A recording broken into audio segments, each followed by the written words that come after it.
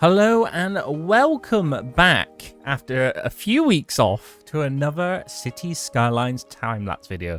Now, I do apologize due to the frequency of these. I've actually been away. I went to Poland to see Pink and then to Lithuania to see a few friends. So apologies for having a little bit of downtime, but we are back. Just as a reminder, the next one will not be for 2 weeks. I don't know the date of that off by heart, so you'll have to forgive me. But yes, we are back doing another time-lapse in Cities Skylines, our very own playthrough of Camembert Coasts. Today, we'll be focusing on a zoo, a little bit of infrastructure for the city, and something very, very special, which I can't wait to show you. It's probably one of my favorite parts of the city so far. Although very basic, we still need to decorate it. But anyway, let's jump on in and see what's on offer.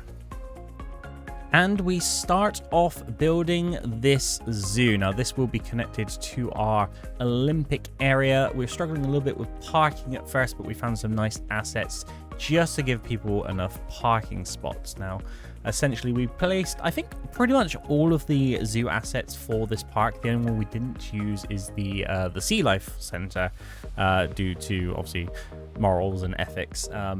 Again, there's still ethics with zoos and stuff, but I felt, why not just take out the ones that are probably a little bit more harsh, if you know what I mean.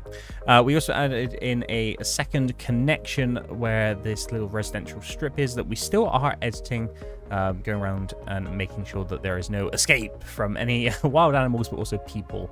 Don't want people going on these roads at all. Obviously using Move It just to fix up these barriers just a touch, which I feel like turned out pretty well. Onwards, you can see us adding a few more of these assets. Obviously, these unlock as you progress your zoo, so it took a little bit of time to get all of them, and yeah, you'll be able to see how this zoo essentially carries on.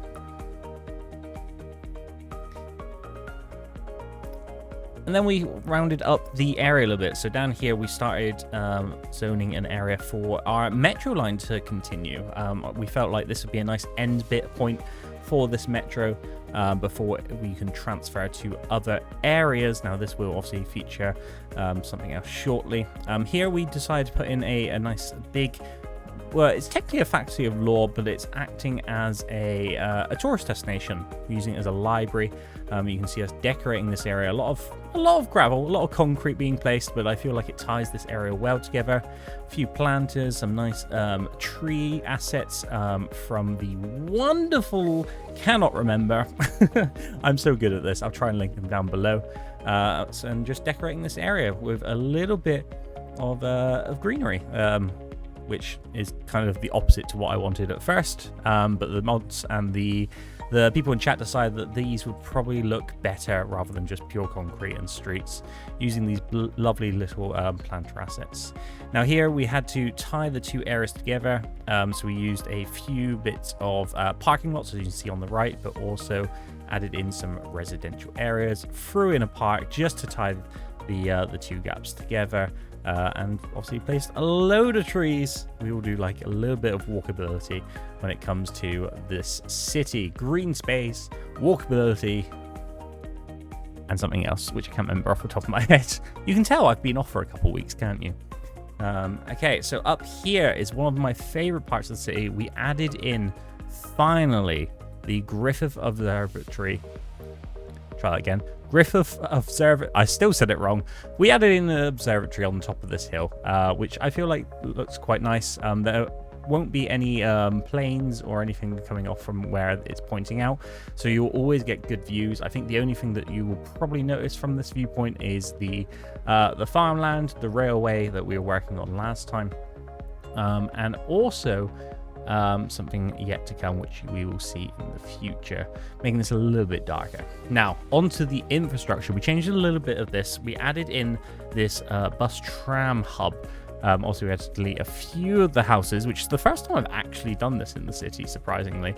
But we had to essentially, we had the idea of splitting up these tram tracks a couple of streams again. And I felt like it was necessary. No one wants to ride a tram this long, especially as infrastructure grows. We'll have trains and metros running through this area, and I felt like this would be a nice exchange area. And as you can see, there is bus stops as well. So we will be connecting a few bus hubs together to kind of service the whole city, if you will. I had quite a lot of struggle with this little area due to like nodes and turnaround points for trams.